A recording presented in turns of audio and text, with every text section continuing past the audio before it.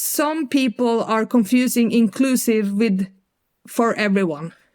And I think you can be inclusive, but still not be for everyone. So that means that it's okay if someone likes another brand better. We do our thing and they do their thing, and that's okay. Movement. Branding for the bike industry.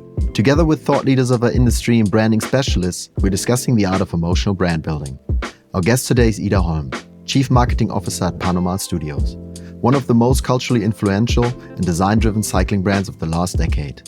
Ida's story is anything but typical for our industry. She comes from skateboarding, streetwear and outdoor, from Volcom and Skullcandy to the North Face and Klättermusen. Industries build an attitude, identity and subculture. And that energy, that curiosity, that cultural intuition, she brought it all with her into cycling. At Panomal Studios, Ida is responsible for a brand that has become far more than apparel. It's a global community, a design language, a lifestyle. A brand that made minimalism emotional, that redefined what performance can look and feel like, and that created a uniform for a new generation of riders who express who they are both on and off the bike. In our conversation, we talk about Ida's journey into cycling, the intersections of fashion and performance, branding with character and humor, the power of real communities, but also what makes Japanese toilets a place of desire. So let's jump right into it, shall we? Here's Ida, Marius and me, Tim. Hey Ida, welcome to the Movement Podcast. Hey, thank you for having me. Before we start talking about Panomal Studios, I would like to hear a little bit about you, a little bit about your story, because that seems to be rather interesting. Yeah, they say so. So I'm born and raised in Norway, a land of mountains and fjords. Obviously grown up being a lot of time outside from an early age. I moved to Oslo, to the capital, like everyone from small cities do when they study. And I studied social care for children. And a part of my hobbies on the side was snowboarding and skateboarding. But I never got really, really good at it. And my friends went into, the national team and they went to the Olympics and was really, really good and became the athletes that we all dreamt of being, right? It was quite fun because I always used to go snowboarding with them and they said, well, Ida, you're not a good snowboarder, but you're really, really fun to bring on the trips. We need to find a way for you to continue to come with us on the mountain, right? So I started writing and doing some stuff for some snowboarding and skateboarding magazines back in Norway. Yeah, from there, I landed into marketing. And then which brands were you working with then? So I worked for an online platform called Tacky, and that was an online platform talking about skateboarding, snowboarding, and surf. And from that, I went to a lot of European skateboard competitions. And I met the guys at Volcom in Biarritz. So one day they called me up and they say, hey, Ida, do you know internet? And I was like, internet? Well, I work for an online magazine, so I do know a little bit about the internet. And they say, well, do you want to come down and do internet for us? What does that mean? How long is that ago? It sounds like it's like 50 years ago, right? Yeah, exactly. I'm not that old, actually. This is 20 years ago.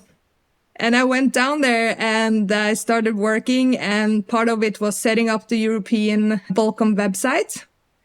And then I started doing content for the athletes and covering the competitions and the events, etc. So kind of more as a web editor, I would say. And then I also jumped in a little bit on PR side of things. And yeah, that's where it all started.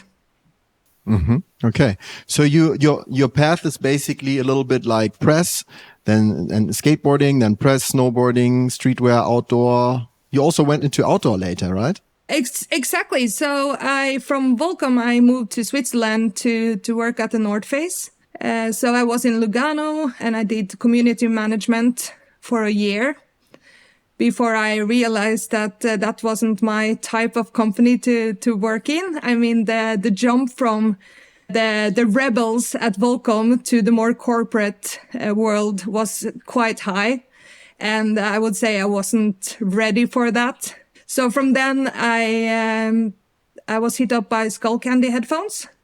So I worked there as a brand communication manager in Zurich, and also traveled a lot with the skate teams and the snowboard teams, and landed more also into music. And after a while, I decided that I wanted to move home, but not home, closer to home. So I moved to Stockholm, where I worked at Urbanears, another headphone company, as a global PR manager.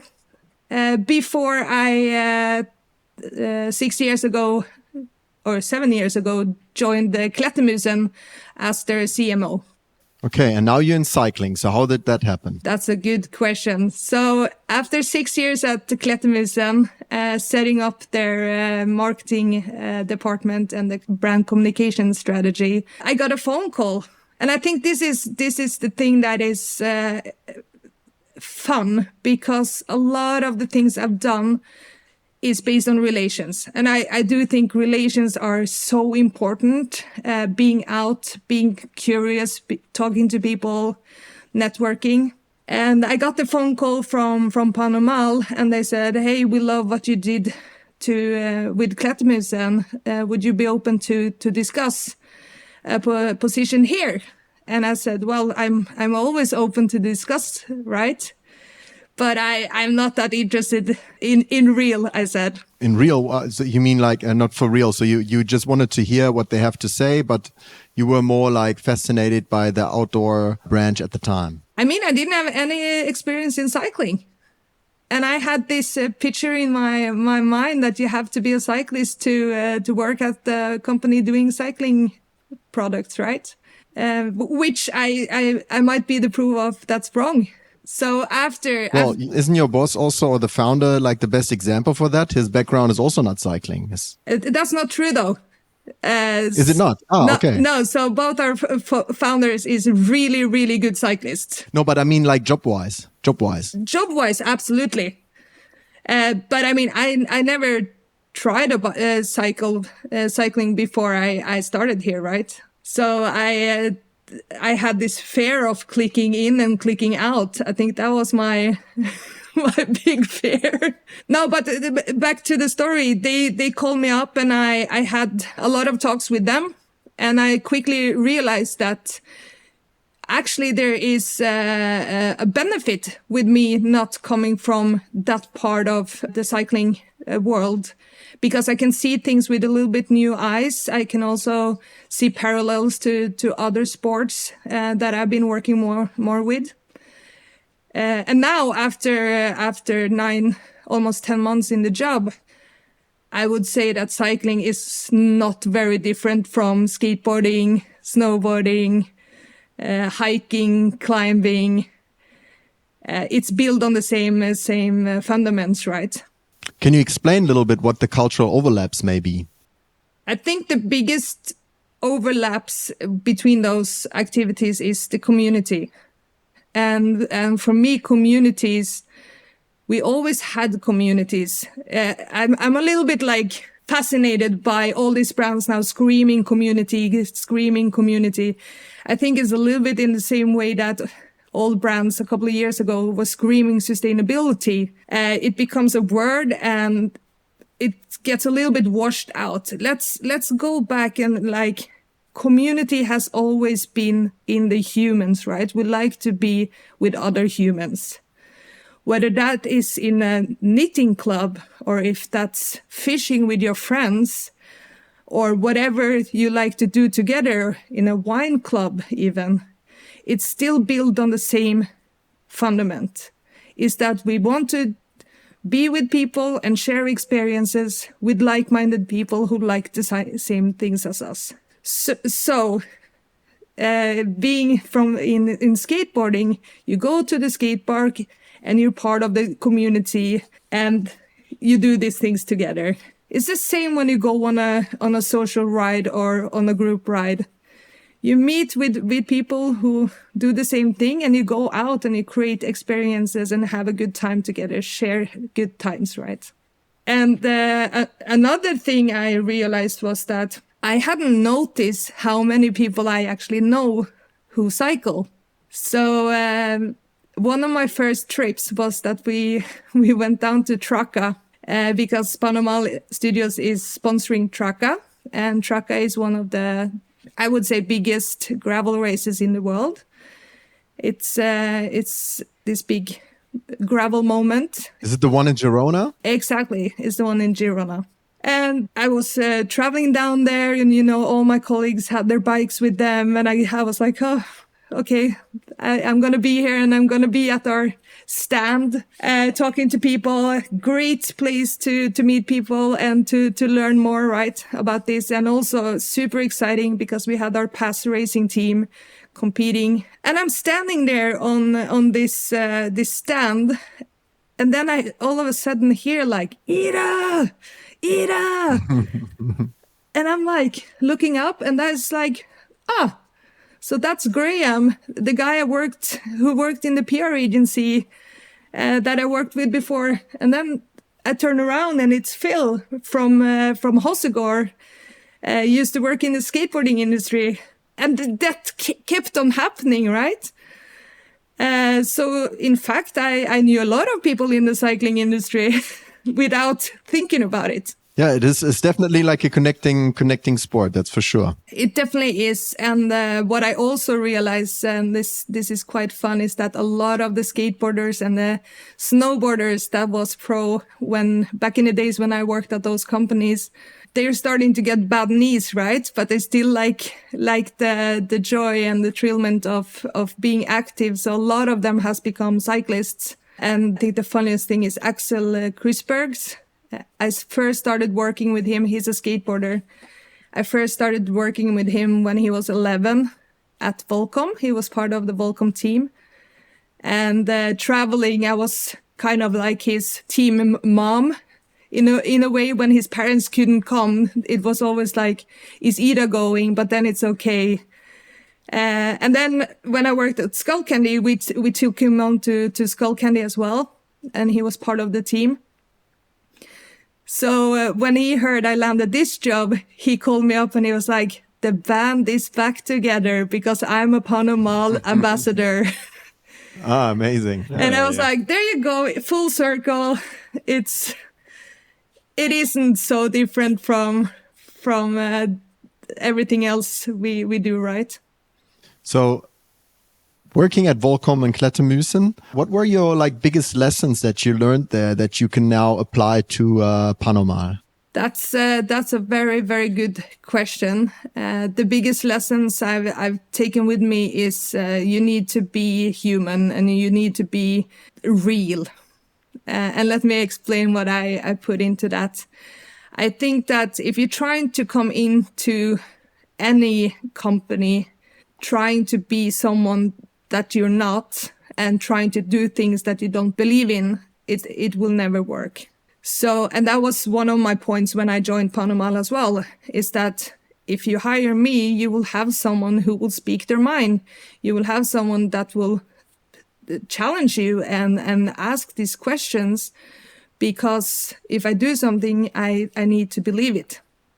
I also got the question like, how are you as a non-cyclist gonna get into the cycling world? How are you gonna get into the community? And I said, well, in the same way that I got into skateboarding, I'm not a skateboarder, but if you get super far, if you're just being yourself and being warm, you're being open, you connect with people and you ask curious questions. And be honest with that. I don't know everything. I need you to work with me here so I can learn and get there. And if you ask me, 2 years ago, if I ever would ride 50K on a gravel bike around Copenhagen, I would laugh at you, right? But here I am every Wednesday with the team in my very tight clothing, which was also a new thing for me, right? out there getting mud in my face and swearing and being very happy when I get back. So the love that you brought into cycling, was it built back to you? The what? The love, your openness and everything, the kindness that you brought from the learning that you made, was it reflected? Yes, I think so. I think you get a long way being like that. But at the same time, I also need to have sharp elbows, right? Because first of all, I'm a woman in a very male-dominated sport. And I don't have the kilometers in my book that everyone else has. And that means that sometimes I have to be a little bit louder and a little bit have sharper elbows than I maybe would have in somewhere where I knew everything, right? Or knew the people. So yes, to answer your question, yes, I've been very warm welcomed, but I also have had to put my elbows out here and there too. More so than in the other industries you worked in before? Yes, I would say so. Because if you look at outdoor is something that everyone can do, right? Yes, I worked for a premium mountaineering brand with a customer base that is very, very ambitious and professional when it comes to like climbing the tops, etc. But you still can buy a wind jacket and go for a hike on the mountain, right? And I think it's easier to understand those kind of activities than maybe coming fresh into the cycling world. I mean, it makes sense what you say. It makes sense. Yeah. And I didn't, in the cycling world, white socks, white helmet, it's all these unwritten rules. And the rebel in me is like, I'm definitely not having white shoes and white helmets. How did you rock up the first ride? So I had purple helmet. I had the black and purple physique shoes. And I was mixing a Panomal kit that I'm not supposed to mix. So from different collections. Okay. And I think I had Barbie branded socks. So, but I'm like I said, I'm also a fan of let people do what people want to do, right? It's the same from outdoor. If people want to buy a premium mountaineering jacket and wear it when they go out with their dog, let people do that.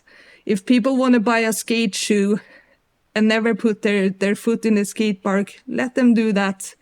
We know why we are making these products, right? And that's what we're going to make these products for. But if people choose to use them in a different way, let them do it. And I'm a fan of not everyone have to be the same. Do your own thing. Be yourself. But since you work at Panomal now for some time, have you figured that Panomal clothing, and there's a few other brands as well, has become some sort of a uniform for that new kind of sophisticated cyclist? I definitely see that has become a uniform. And then there's a difference between the brands as well. And sometimes I think a lot of people think it's a big difference if you're a Panomal rider or a MAP rider or an Assos or Rafa. For me, who comes from the outside, I don't think the difference is so big. I can draw a parallel from the skateboarding. It's like some skate in skinny jeans and some skate in baggy jeans, right? It's just a style choice. Sometimes it goes back to which music they were listening to, and exactly. That's basically resonated in the, yeah. Exactly, and I think that's the thing. I think these brands, all of our brands, I think we will benefit if we work a little bit more together and not having those gaps. Is that something that you're aiming for? Is that something that you want to do? You want to reach out to, let's say, your counterpart at MAP or your counterpart at 10 Line or what all these brands Absolutely. I would love that. And I would love to have a relation and drink some coffee and even maybe go for a little ride. But I think it's important, right, to keep the relations and because we're all working to making the cycling industry better. I think that's also something back to the outdoor world. A lot of those brands do well is that they share knowledge in material development. They share knowledge into new technologies, more sustainable ways of doing things. And I don't necessarily see that as a bad thing to share these kind of things if that makes the industry move forward, right? I don't think that a single brand can come up with all the solutions by themselves. But it can be trailblazers, like you guys have been, in a way. Someone needs to be first, of course. And some brands choose not to be the first because it's a risk. And sometimes it's very expensive as well, because if you're the first, you might not be successful the first time, right? Panomal has chosen to try to be the leader. And especially from the beginning, that was the thing. They wanted to challenge the cycling community, and they wanted to bring some color and graphics into the mix, right? And also looking at the fits and the materials, etc. I think that's what I've landed in as well. That needs to be our position. That's what we need to get back to. We need to do our thing and stop worrying about everyone else. And yes, has been the case? No, I wouldn't say it's been the case, but I think it's easy to save, right, in some kind of things. And I do believe that a lot of the things I hear across, and this is not only Panomal, but it's like we need to be inclusive. Some people are confusing inclusive with for everyone. And I think you can be inclusive, but still not be for everyone. That's a very good way to put it. So that means that it's okay if someone likes another brand better. We do our thing and they do their thing, and that's okay. So if someone makes fun of us in memes, that's okay. Because you want that actually. I mean, then you've reached a certain level of Popularity, exactly. Yeah. You know what? If the things we do as a brand create emotions, good or bad, I've succeeded. Yeah, it's a good way to describe it, because emotions are so important, in my opinion, because you can feel the culture within or with emotions. You have an emotion or a gut feeling about brands or cultures. You coming from a very subcultural background, do you think that you have like a specific kind of a feeling for emotions and what drives like cultures and subcultures?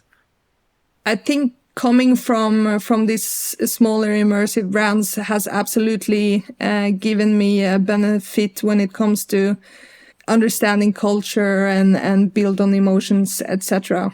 I think the biggest thing that working with these kind of brands is that, let's go to skateboarding then, you have to do it yourself. You have to be smart and do things in a smart way. You have to have that emotional connection, because you don't have the biggest budgets to work with.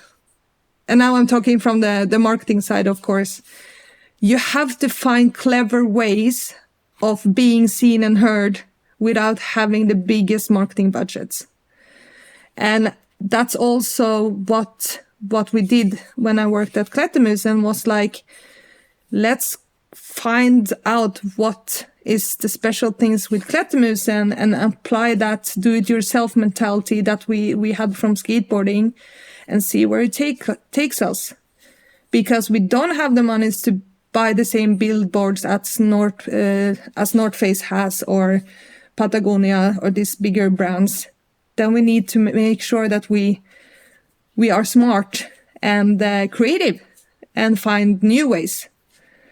Maybe working with new formats that's not so common for that industry, for example. Mm-hmm. Yeah, interesting. So like thinking outside the box is like very present with you. Exactly. And that's also, I think, why I'm at Panama right now, because we had been thinking a lot inside the cycling box for the past years. But it's when I'm sitting now with our creative team at Panama, I'm like, look at the car industry. Look at any other industry. It doesn't even have to be from the activity, right? You don't have to look at outdoor or these kind of brands, but look up and get a bigger view, because there is things that the car industries do really, really well when it comes to marketing. There's things that travel industry do really, really well when it comes to marketing. So I think that the biggest change, or not a change, but the biggest thing for me was to get my team to look outside the bubble. And I think I can say that they found me very annoying in the beginning, right? Because I came, everything they said, yeah, we're doing like this. And I'm like, why? Because that's how we do it. Why? Because that's cool. Why? And there was, So you had to use your sharp elbows there. I wasn't sure, but it was challenging them, right? Because the thing is, just because you've done something for the past 50 years, mean that you can't do it a little bit different. And if we want to be the leader in something, we need to take risk. We need to come up with the new things. We can't just continue. We need to go forward. Can you make an example of where you said, okay, this is a stone we definitely have to turn around. This is something that can stay like this. If we want to maintain the position that we have in the market with Panama being that one of the sophisticated brands so many brands look up to and people resonate with, was there something where you said, okay, we need to change our game here a little bit? Can you make an example? I mean, I'm still new in the job, right? But I think my biggest point was that we need to go back to being a core cycling brand. And I don't think it was clear for everyone that it was a little bit blurry, because in the way that the brand was communicated, it was a lot about the colors and the design. And it was a lot about like the off-race collection, going more into lifestyle fashion. But what I think is the biggest thing that we do now is that it was so clear in their heads what this was and what they were doing, but they hadn't communicated it, and it was communicated in different ways. So I think the biggest thing for us now is to be very, very clear that we are a cycling brand first. Everything that we do is from the cyclist perspective. But we all know that a cyclist is not only cycling, right? So that means that when you don't have 4 hours to be on a bike, you might want to move anyway. So you go for a run around the lake, or you go to the gym. Then you would need something else to wear than you usually have on the bike. And that's our balance collection. And when you commute to work, or you go having an aperitivo after work, you don't wear gym clothes. So then you have the off-race collection that you can wear when you go there as well. So it's not that we try to go into fashion and we try to do all these other things. It's still cycling that we do. And cycling is our DNA.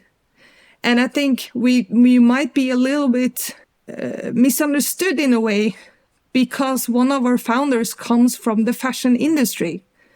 But let's be very, very clear. Carl-Oskar Olsen is a very dedicated cyclist. He grew up in a family of cycling, and he's been cycling his whole life. I was so impressed with him when we went to Traka. The man is a machine. He was riding the 560, and he came in, I think it was 7 or 8, and he passed 50, right? Come on, he's hardcore, this guy. Yes, he's also a creative mind and have a really, really good eye for fashion and design. But I mean, it doesn't have to be one or the other, right? So he's a good example of this cyclist who also have other interests. And I think that's the biggest thing for us, is being much more clear that we are a cycling brand with really technical products, our own materials that we develop. We are a lot more performance driven than maybe the colors express. It's funny that someone from the complete outside who hasn't been in cycling before now has to come and remind the cyclists that you guys are a cycling company. That's what you described earlier when you said you bring that fresh perspective in, because this is how it is when you work at a place for a longer time. You get bored about your own stuff, and then you think you must reinvent everything all the time. But that's why it's good to get this perspective, because oftentimes this is not how your brand is perceived from the outside, from the customers. So that's good that you basically pushed through and reminded the people what you guys stand for. But coming back to what you just mentioned, the roots of Carl-Oskar, one of the two founders, he's also one of the founders of the fashion label Woodward. I mean, it's you can't deny that Panomal still is some sort of like a fashion-oriented cycling clothing brand, which probably is also the reason why it's so successful. So, but maybe you can tell us a little bit how much of that fashion DNA, the original fashion DNA, still sits in the brand. Absolutely. So let's go back to the start of Panomal. The whole thing started when Peter and Carl, which is the two founders, they were going on a trip to La Marmotte. It's a race, and they went there with some friends. And I mean, all these guys, they dreamt about being professional cyclists, but they couldn't be it. I mean, a very few of us can, right? So they said, but when we go there, we want to look like a team. And they started looking around for a jersey that they all could wear. And they realized, like, it was quite boring, what they found out there. And they were like a good mix of people coming from different industries and different background. And one of them was Carl. So they said, but Carl, you work with this. You work with design. Can't you just design a jersey for our team? And then we look super professional and we actually look good and represent us in a better way when we go down there. It brings confidence and everything, right? So he did. And that first jersey is actually hanging at our office. So if anyone is in Copenhagen, feel free to come and knock on the door. We can show it to you. And then they started, and some other friends saw these jerseys and they said, oh, I would also like one. And that was how it started. It was a friends of friends of friends of friends. And all of a sudden they had produced hundreds of this, right? And then the idea came up was like, okay, we love cycling. We actually have a guy here who's a designer who has that education and the background. Why don't we go and challenge the industry a little bit? Do we have to look like this? Do we all have to look the same when we're out there? Can't we express our personalities in our cycling gear as well? And that's what they did. And yes, he has that interest. And I think we were one of the first cycling brands that actually had a fashion designer or a designer at all in that kind of way on the core team from the beginning. It's not a graphic designer who's see there creating some graphics for a jersey. It is a craftsman. There's a craftsman sitting there because he's educated in it, but he also has that creative soul, right? So to answer your question, how much of that fashion that's still part of the brand? It is. Because we don't think you have to compromise on performance and looking good. It's not two different things. You can have performance wear and still look good.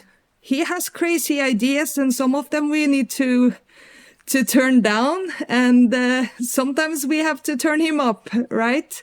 And that's also why we it's important for us to keep TKO, which is his creative outlet. It's a capsule collection that comes 2 times a year. And that's the collection where Carl can go bananas. Yeah. Interesting. Great. What does it stand for, the TKO? It stands for Thomas Carl Oscar. Ah, I see. All Okay. right. I always So- ask myself what it Yeah. stands for. No, it's his name. And sometimes they sell out really, really quick, and sometimes they don't sell that quick. And that's okay. Because Okay. we don't want to lose that creative spirit.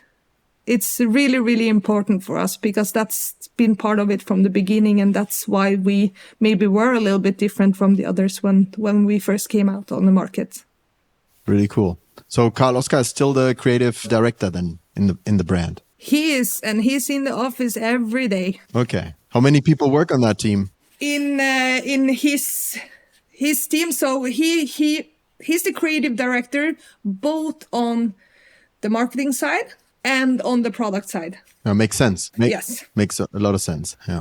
And then of course we have a lot of heated discussions because I'm asking for bigger exactly why exactly, but also like we need to put a logo on there. No, in a low funnel digital ad we cannot be this subtle. We need to scream a little bit louder. But I mean that's how it is everywhere. But it's really, really inspiring working with someone like him. And he's not afraid of thinking out of the box, I can tell you. I mean, your name already implicates that a little bit. Panormal. Was that also a little bit the idea behind the brand name? I think the brand name from the beginning was a little bit a joke, or at least in cycling it was a saying, right? Some riders were going a little bit faster than normal, and in the end it might have been that they were using substances as a help to go that fast, and it was an expression in cycling that c'est pas normal to go so fast. So it was a little bit humor actually why they decided to take that name, and yeah, of course it fits really well with the mentality. And then they added studios as well because that was something that came from the more fashion part of the industry. Having a design studio is very common in the bigger fashion labels, right? Mm-hmm. But it was a lot of humor picking that name. I love it though. I think it fits. No, it's great. Perfectly. Yeah, definitely. Just sometimes people, when you just put the PNS on something, people. I heard some funny comments about that of these 3 letters. You probably also have seen some memes about it, the PNS, when it's Of like on course. the back or on the side of the shirt. Of course. Course. And it's At the end of the day, it's only boys working there, so yeah, it's a lot of boys. No, but we can absolutely talk about that. And this also comes back to what I said of like clearing things a little bit up. There's a lot of logos out there, and we have the PAS, and we have the TKO, and we have PNS, and then we have Panama Studios. So we are Panama Studios. Sometimes we have to shorten it because of the space where we're putting things. If people read pennies, fine. And you know what? If you don't want to ride with that on your back, then we have a lot of other jerseys with other branding. So Yeah. no worries. But I have to say, comments are mostly coming from the US and a little bit from the UK. I mean, let the people talk. The more they talk, the more people hear about our brand. If we're the penis brand, well, that's what we is. We're confident in what we do, and we see the humor as well. Definitely. I mean, I think our whole company is following these meme accounts, and we're having laughter as well when something new come up, and we're like, sometimes we recognize ourselves as well. I mean, you have to have a little bit self-irony, right? It's, you don't have to take everything so serious. Yeah, totally. It's life, and humor and laughing about ourselves is like very important in life, I think. I think so too. And I also want to go back to the humor, because that's the thing. When I came into the outdoor industry as well, it was very, very, very serious. And it's okay to have humor. Come on, make it fun. We still can do serious products and the best products with the best fits and performance. But we don't have to be boring. We can be fun and have a laugh and use humor in marketing. Look back on the 90s and even the 70s. There was a lot of humor in marketing. Let's bring it back. Make it fun. Yeah, for sure. If I'm following you on Instagram since a few days, I can definitely tell you have a great sense of humor. Thank you. Okay, so let's come back to the brand and the design real quick. So when you got into the company, and of course you've seen, maybe have you actually came across the brand before you start working for them? Yes, have you seen it before? Yes, I have. You have. It's it is a brand that pops up within the more Gorp core world. Right. And of course, I follow a lot of other brands, and a lot of my friends works in other small brands as well. So I've seen Panama a lot, of course. So you have seen that you obviously realize that they're working a lot with plain colors and stuff like that. So why do you, from your perspective, why do you think that has so strongly resonated within the cycling world, this kind of new, fresh style? I think it's resonated because it's a design language that people enjoy. When you look at the design, and this was before I worked there as well, you could easily see that it was very inspired by Scandinavian design language. And Denmark has a very long tradition from the textile and furniture design, and are famous for the Danish and the Scandinavian design language. I think that's part of it. And I also think that the colors chosen is very, very easy to like as well. It's a lot of earth colors that we use, and we take a lot of inspiration from nature.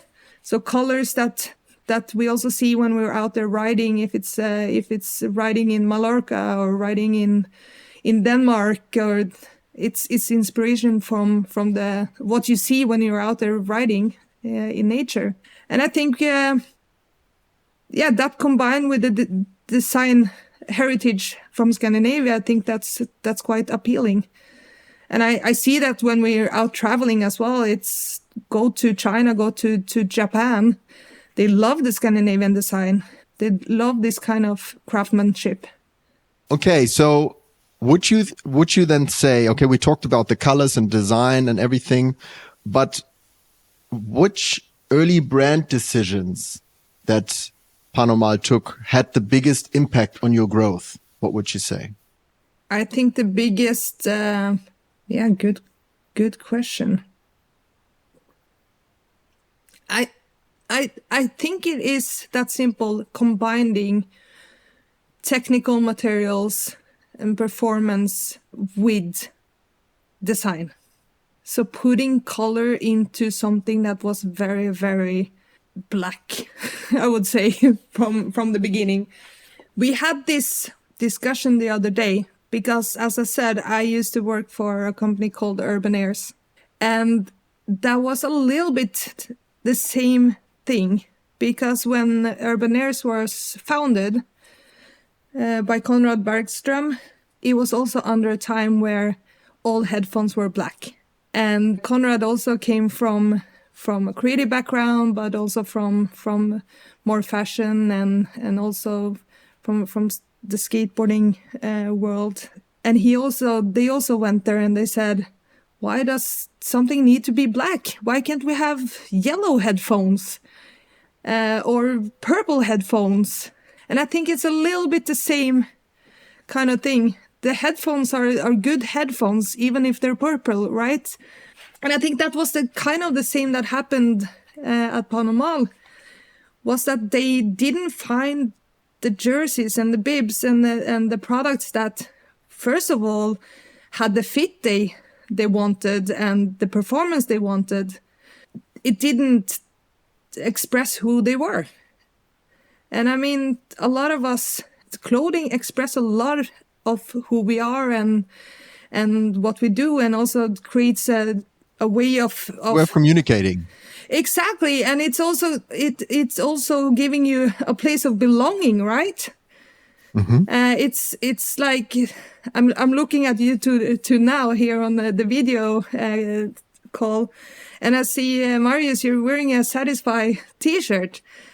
I kind of understand what that is, and I then also understand what type of guy you are, right? Yeah, exactly, because it's like it's nothing other than kind of coats. So the fits of baggy jeans or skinny jeans or like a logo on something, they are like coats, and some people can read it and understand it and maybe appreciate it or appreciate not. This is the belonging you have mentioned, and this is like very important to me when it gets to culture, and culture is so important when it goes to brand, yeah, and all the stuff you have mentioned earlier, that it's for some people and not everybody, yeah, and people can read and understand it. Yes, and sometimes you want to communicate. Exactly. One of you, right? And that's also what we see with our off-race collection. It's you can clearly see that it's Panamal, and if you know, you know. That then you can clearly read that that's a cyclist wearing it. My mom probably wouldn't read it in that way, but it still creates this bound of belonging, right? Mm-hmm. You have this this funny, or it's not funny in my opinion, it's like great communication in your social media posts where you show your balance line, and there is obviously a runner, and there is a big headline on it which says cyclists don't run. How did you come to this? So what was the idea behind? Can you tell us? It's a good question. We went a lot back in history. And back in the days, back in the good old days, it was a common saying among cyclists that cyclists don't run. It was just a statement. Okay. So we went back and we got that, like, we looked at it and we were like, that's quite funny actually. Also, now we see how many or how popular running has become. So I started going around the office to the cyclists and I said, do you like to run? And they say, I kind of enjoy it, but it's not my preferred activity. Cycling is. Would you consider yourself as a runner? No, I'm a cyclist. And then we started having these fun discussions and we were like, well, let's just state it then. Cyclists don't run. And that's the thing. Cyclists don't run as a first choice. But when they have to, when they don't have the bike, when they have to train for a new season and in off season, they have to run because that's what you do. So it's again, it's like, if you understand it, you understand it. If you get it, you get it. If you don't get it, you would start being, oh, that's not true, blah, blah, blah. Yeah. And that's okay. Yeah. It reminded me a little of the artist René Magritte. He did this like surrealistic paintings where there's a pipe and there is like written in French, this is not a pipe. And this was a kind of his art style. And it was like so obvious, and the play with it, like what you see and what you read and what you think. Yeah, this is like really great, I think. And it's funny that you mentioned that, because we also been inspired. And when we were launching our collaboration with Cornago earlier this summer, that was the tagline as well. This is not a bike. And it was a photo of a bike. And you had the same thing. Oh, it is a bike. And then it was a lot of discussions. Of course, it's a bike. Everyone can see it's a bike. But I think what we also see is that there's also a lot more than a bike, because it's identity, it is craftsmanship, it is design, it is community, it's emotions, it's sweat, it's tears, it's a lot more. And I think that's like, a bike is a bike, but when you're on that bike, it becomes much more than two wheels. Yeah. Yes. Yeah. And that's also something that's, that you guys have understood as a brand, that you're not only producing clothing, you're producing, or you're giving people identity, you're giving people some sort of belonging, whether it be funny to some people, but for a lot of people, it gives them, if they put the Panama jersey on, they feel different, as if they would put on, like, let's say, I don't want to blame anyone, but let's say like a Pearlizumi or like something more simple brand on. It's that's what you guys have created, and that's why it resonates also so well. I think this campaign that Marius mentioned is very good, a great idea, and it like really like kind of triggers you to think about it, to think about what you guys trying to communicate here. Yeah. So I would like to talk a little bit about your global approach. So, because from the very, very beginning, it always said Panama Studios International Cycling Club, right? That was the tagline somehow. Why was, and now there is this horrible word again, why was building a global community so important for Panama from the get-go? Or at least pretending to be a global community, let's say like this. I don't think we ever pretended to be anything, to be honest. But I think that the international... You are now. Pretending to... No, you are now. You're not now global. Now you maybe fake it till you make it. I don't know. That would have been my question. Was that a little bit the idea behind it? No, it was absolutely not. So, a lot of the founders and or a lot of the people behind Panama, they also like to travel, right? And they like to discover new places, and often they bring their bikes to these new places. And when they do, they also meet new faces and new people, and create relations. And that was also what they had been doing before they founded Panama. So they already had a lot of friends in a lot of parts of the world. And of course, I think still traveling is a big part of cycling. A lot of people go to Mallorca to cycle when it's too cold to ride here in Northern Europe, for example. And I think that's the kind of the thinking behind it. And the International Cycling Club is actually the name of our community. So when you sign up and become a member, you are part of the International Cycling Club, our community.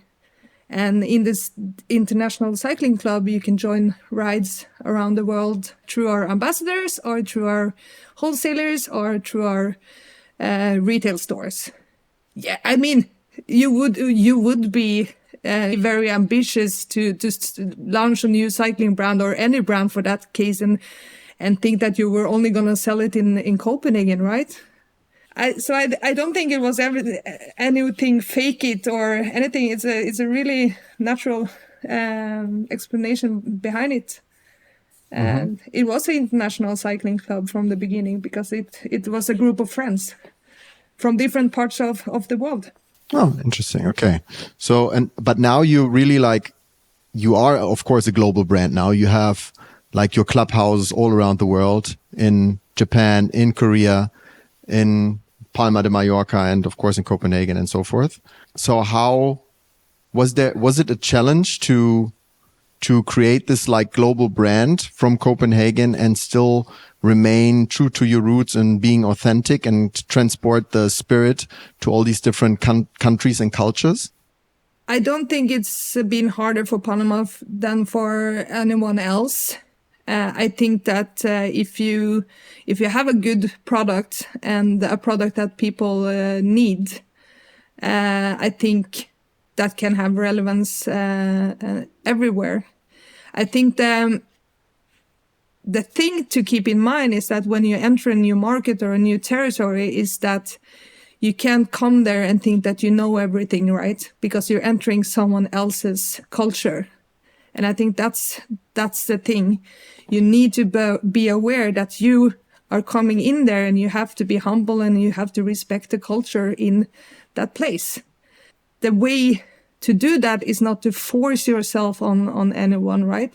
Is to actually find people that are like-minded and that you have something in common with, that could open the doors for you, that could also introduce you to the right people and learn you the cultural, the way to act, right? And I think that's the approach that we have had coming in, starting to work with people that are like-minded and taking it from there. We have big ambitions and of course we also want to grow as a label and a brand, but we don't want to grow in the wrong way. We want to take it easy and we want to stay true to who we are. But of course we need to adapt ourselves to the cultures that we come to. A dedicated cyclist is very different from Copenhagen to North America to Shanghai, right? It's different ways of doing the same activity, but you need to just be aware of that. And how do you pick those cities and locations to open up a clubhouse? So first of all, we need to know that we have a place there. So we do our research as anyone who wants to sell products somewhere does. But then it is also looking at, do we have opportunity to build a community here? Is there a place for us? Is there a wish for us to come here? And then you have to rate the business opportunity as well, right? Mm-hmm. Like income structure and how big the cycling community is at that particular city. Does the cycling community match the brand? These are like the factors that you... As I said, as any business going into a new market, you have to do your research and see if there's an opportunity there. And there's different ways and different things to look at, of course. So, yes, so it's a business side of things, but it's also, of course, this more emotional side of it as well. And then you also have founders who always dreamt about having something, you know, that you also need to put into the mix. Of course, yeah. So we always wanted to be in that city. So let's try if we can make it work. Exactly, and I think those dreams are important to put into the mix as well, because that's very much part of our DNA, right? Dream big. Then you've mentioned already the Conago collaboration. In the past, I also remember you guys did a very nice collaboration with Porter bags from Tokyo, or from Japan. I don't know if they're from Tokyo or Osaka or something, but they're from Japan. And I don't know. I want to know how important are those collaborations for you guys? And is there maybe something in the pipeline that you can discuss already? And also, I would like to know, what does a collaboration partner need to bring to the table that you guys would be interested in collaborating with? Great question. Yes, collaborations is important for us. Collaborations for us is where we go out and we have the opportunity to do things that we cannot do ourselves. It's an opportunity to go out and learn something. It's an opportunity to go and tap into someone else's culture or area and get inspired and create something unique. For us, that's very important. And there's a lot of people and brands that we look up to, that we admire and that we want to get to know, right? And I think sometimes when you combine the unexpected as well, something magical could happen. We have done a lot of collaborations, and some are different than others. We, for example, have a collaboration with Sweet Protections. That's a long-going for helmets. That's a long-going collaboration that we have done for several years, and that we will continue to do. And that's also partly because we would like to offer the full wardrobe for the cyclist. And we are not expert into doing helmets. It's its own techniques and things. And we have realized that we don't have the opportunity to go and make helmets ourselves. So we decided that we try to hook arms with the helmet brand that we liked and had same values that us, right? And that's the same as we have done also when it comes to like cycling shoes. We have done some collaborations with Physique. Physique is also one of the brands that we think matches what we are doing. And of course we have a relation with the Physique team. And also, of course, the quality of the partners, and they need to deliver a certain quality, right? And then we have the more, you can call it hype collaborations like Porter, where it's basically like sometimes a dream for someone to work with this kind of brand, or sometimes it's a coincidence that you meet each other and an idea comes up, right? And I think for us, we of course have a way of working with the collaboration. We have a structure, and we also kind of like know what we want to do. But I think you can have a lot of these boxes and the structures, but a real interesting collaboration doesn't necessarily always fit into your business plan or your framework. Sometimes a collaboration can be because I think it's really, really cool. Or it can be because it's a good business opportunity. Yeah, you have two different ways of collaborating so far. So the one that you mentioned with Sweet Protection and with Physique basically are like product strategic collaborations. But the one with Conago is more maybe like a marketing strategic collaboration. Is there something you can talk about, maybe a marketing strategic collaboration that you guys aiming for in the future, or that maybe it's coming up next or something? So we have collaborations coming up for next year, and I don't think they are a secret anymore. We will continue next year to work with Salmon. So we have 2 drops coming over the next year with them. And then, for shoes then, or what? Exactly. So for shoes, and then we have clothing collections to fit into that narrative as well. We also have another running specific product in that capsule, which is also coming from Salmon's world. And we have an upcoming collaboration with Porter Yoshida coming up next year as well. And that's mainly because it's a brand we really, really admire. It's a brand that we learn a lot of when we collaborate with them. And of course, we also love Japan, right?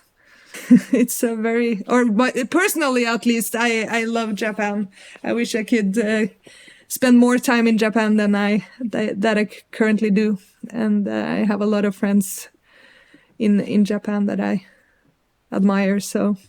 Also, I've never been to Japan, but it's definitely one of the places I have to visit sometime soon. They have on the bucket list for sure. For sure. They have this like amazing approach of, craftsmanship and design.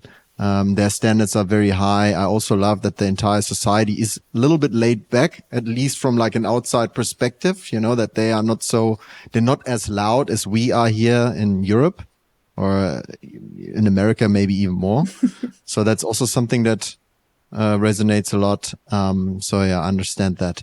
For me, Japan is the toilets, though. I love the toilet. They are very, very friendly toilets. What you have to describe that? Yes, it's Or explain that. The Japanese toilets are amazing, and every time I come home and I sit down on my cold Scandinavian toilet, I miss Japan. No, but seriously, Japan, it's very, very clean in Japan. So first of all, the toilets are very, very clean. But you know that they also, when you walk in, they open themselves. There's a light and there's like sound coming. So you're very greeted in a very, very nice way. And then when you sit down, it's heated up for you. So it's warm, it's comfortable. And you get served snacks as well? That's exactly. Now and then you have all these buttons so you can flush your ass and you can do this and this. And then when you stand up, they flush themselves, they close down, and then it's like, I mean, it's an experience. Sounds like that, yeah. It's worth going there only for that. Only for the toilet. Only for toilet experience. Okay. I've been to Japan, and what did you bring from there? Toilet experience. Great. But I mean, imagine being on a bike for many, many hours, and then you come to this kind of toilets. I mean, it's like a spa for your sore ass, right? Great. Oh, my word. Oh, cool. Yeah. Interesting little topic here. Sorry, I told you I would go off. Yes. No, it's cool. It's cool. I love it. Great. Okay, maybe it's a little bridge to my next question. Because it sounds like... Stay with toilets. It's a bridge like over troubled water, you mean? Yes. No, in terms of like storytelling, you're telling that story from Japan, from the toilets. I want to know how important storytelling in terms of like film and photography is for you guys these days. Do you still love to produce like high-end content, or you also going into the past? Marius and me were discussing this earlier also, because we have different generations now consuming content in a different way. You have the TikTok generation that consumes a lot of this like disposable content. And then there is, of course, those videos and photos that maybe are consumed on a longer period of time that are more high quality. How do you guys handle this, maybe this split of how media is consumed these days, and how important is it for you guys? Great questions. I never been to a community where content is more important than in the cycling community.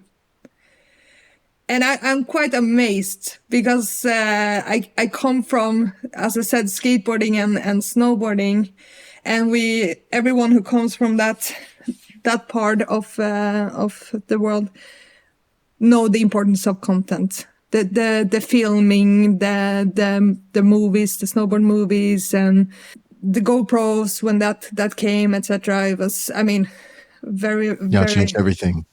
Yes, and coming into the cycling world, I'm like, how interesting is the same image from the same route with the same people 3 times a week, but they still do it, right? I think you need to explain quickly what you mean by that. Like a same photo taken in the same spot, or like. So the thing is, like, everyone likes to document their cycling in the cycling industry. I'm generalizing here now, and apologies for that. But I was amazed when I came in how much content is produced. One from a brand level, but also from a personal level of each one of these cyclists, right? And what I'm saying when I say like from the same route with the same people, it's because creating content is a big part of of the ride for a lot of people. And when I say it's the same thing, for me, coming outside, looking into a photo taken of a cyclist who's taking the photo himself or herself or with a friend, for me, those photos looks exactly the same. Of course, they're not the same. And I understand that. I know what you mean. What amazed me when I came into to Paranormal was the amount of content that we were producing. But what amazed me more was the amount of content that no one ever saw. So I think that's been one of the things that I've now gone in and questioned and changed, is that content is great, but when a brand does a content, it also has to serve a purpose. And when a brand goes in and do content, it also needs to be tailored to the channel where it's going to be shown. Yes. So that means that if you're doing a 1-hour documentary, you might want to produce that in a way that it can be shown in a cinema. Or if you do an ad, you need to keep within those 6 seconds. So it creates then a challenge for the people producing it, because you need to be so clear in your briefs and you need to be so clear in knowing how this content is going to be used and for who. So it's so much thinking and planning going behind it for it to be impactful, right? And then you also have, like, if we go to the classic marketing funnel where you have the inspiration in the top funnel, you have the consideration in the mid funnel, and you have the conversion in the low funnel. That's 3 very different types of content. So for us at Paranormal, it's a mix, because you need to have the hygiene content and the content which is very standard, because that's the box it needs to fit in. I think about, for example, pack shots on your e-com. They need to look in a certain way, and they need to show your product in the best way for the consumer to understand what they're buying, right? So that's very set rules into how you do that, and then you could put some brand flavor to it, right? But I think for us, it's important to have this inspirational layer as well, because you want to inspire people to go out and do their own thing. And we want to inspire people to go out and explore their own road. So that means that we have to invest in telling these emotional stories, which is less focused on the products, more focused on the community, the experience, the ride itself. Because that's where people get this inspiration. They aspire to become this cyclist that's doing this crazy things, right? So that's very important for us. But in those stories as well, it needs to be real stories, right? It needs to be real people. It needs to be authentic. And I think that's a key element, because if you try to make up a story and you put a model on it, it's not going to land well. So you guys always aim more for the documentary approach rather than a staged or scripted approach in general. In general, yes. When you shoot your content. In general, yes. And if you see footage of Paranormal on a bike, that's most likely some of our employees, or it's some of our ambassadors, or someone from our community. And then the creatives who produce the content, are those also internal people or people from outside? So that's a mix. So we have a creative team in-house. We also have a photographer, which is hired, sitting with us. And then we have a lot of friends out there, right? So most of the photographers that we're using is long-term friends with Carl or someone else in the team, cyclists themselves. That said, we're super open to work with new people as well. So don't stop sending your decks. I receive a lot of decks from creative people that want to be part of it. Continue to do that, because we, as I said, we want to be a leader. We want to be inspired as well and try new stuff out. So, but it is a lot. Everything is, all the concepts, etc., is set by our team. I saw a comment on Instagram the other day from the Cyclists Don't Run campaign, and it was like, oh, look at that model. He can't even run. He's not a model. He's a cyclist. He's running a lot. I can tell you. But it's it is what it is. We know who we're working with and how we do things, and then people can go and assume, or people can come to us and be curious and say, oh, he doesn't look like the normal runner. Who is he? That's a very different way of asking the question, right? But put a runner on a bike and you will also see that he's not a cyclist. Exactly. It's the same thing. But we're not runners, we're cyclists. Yeah. That's the point. Exactly, we're cycling. One thing I'm very interested in currently is that on social media, if we stay with social media, many brands are working like very well on social media. Then they are like that perfectly curated and always on brand posting brands.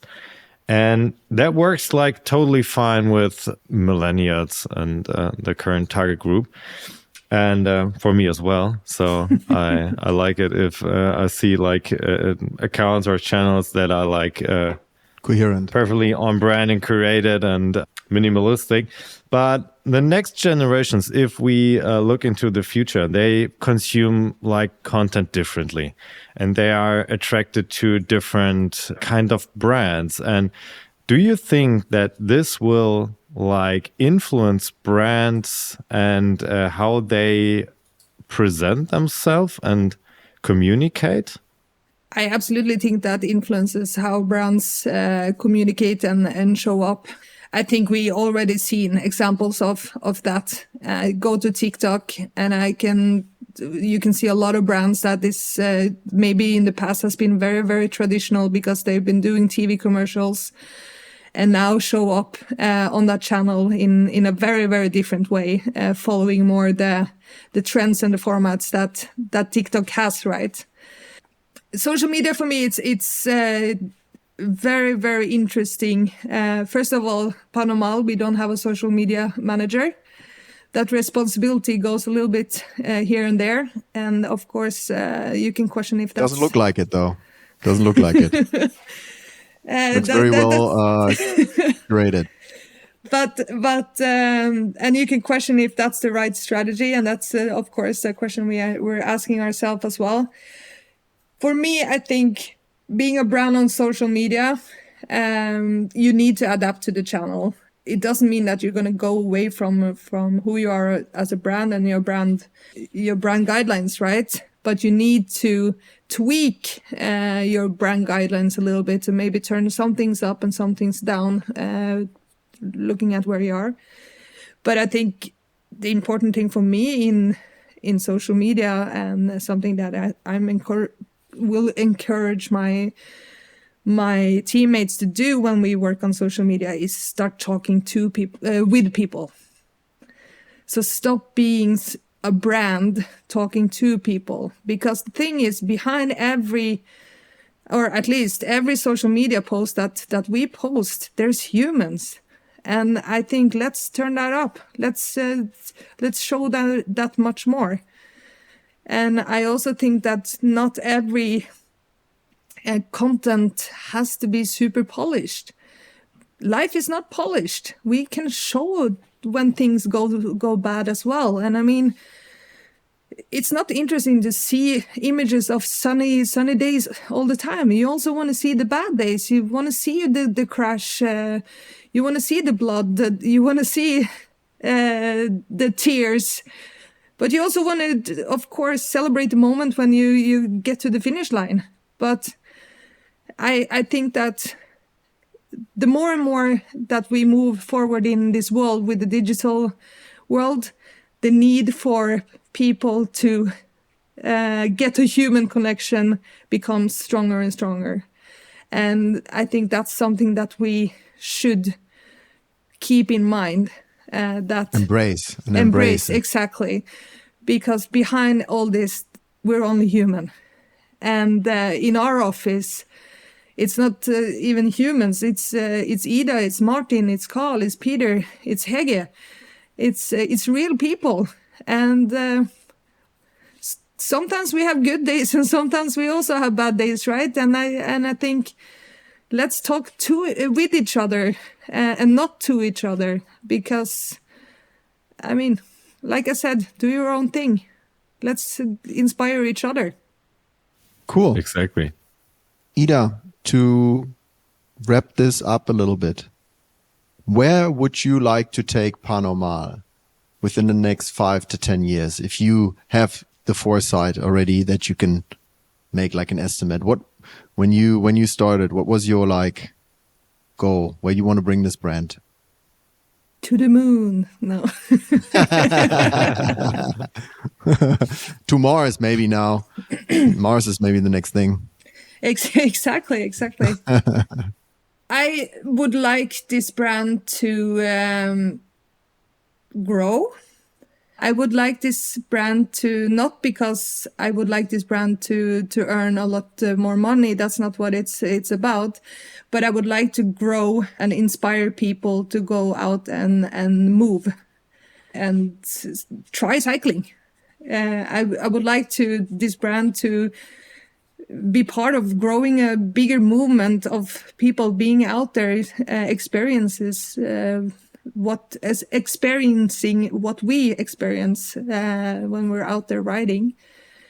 And I think it would of course be cool if we could see that all over the world. But I don't think that we have an ambition to grow just to grow and just to sell shitloads of products. That's a nice thing, of course.